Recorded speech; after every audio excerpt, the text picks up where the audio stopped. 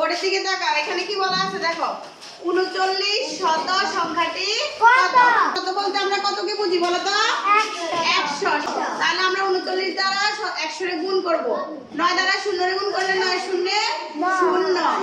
9 দ্বারা 0 রে গুণ করলে 9 শূন্যে 0। 9 1 গুণ 9।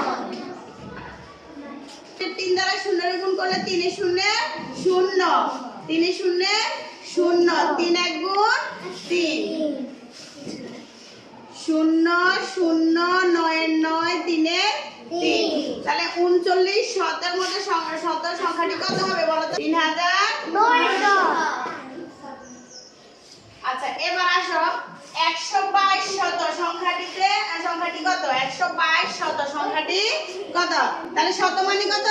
100। 122 দ্বারা 100 রে গুণ করব। 2 শূন্য 0 2 শূন্য 0 1 শূন্য 0 2 শূন্য 0 2 শূন্য 0 গুণ করলে 1 শূন্য 0। এবার হচ্ছে দুইটা শূন্য কাটা যাবে, ঠিক আছে?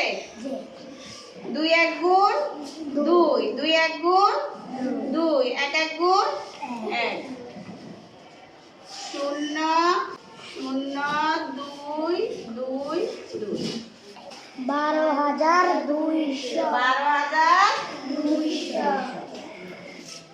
2900 মধ্যে কয়টি শত আছে এটা বের করতে হলে আমাদেরকে কি করতে হবে? শত মানে 100। 100 দ্বারা 2900 এ ভাগ করতে হবে, ঠিক আছে? 100 তিনটা সংখ্যা, এখানে তিনটা সংখ্যা নিলাম। তাহলে 2 100 কত? 200। 0 0 9 9 2 থেকে 2 বাদ দিলে থাকে 0। বাম পাশে 0 বসবে না, এবারে 0 নামাইলাম। 9 100 কত? 900।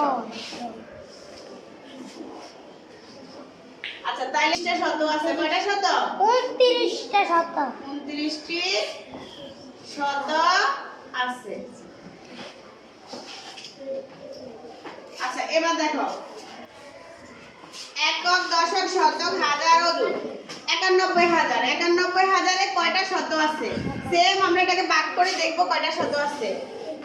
9 100 900। আচ্ছা 0 0 0 1 0 1 9 থেকে 9 বাদ দিলে কি থাকে বলো? 0। বাম পাশে 0 বসবে? বসবে না। আচ্ছা এবার আমরা এখান থেকে একটা 0 নামাইলাম। 100 কে 100।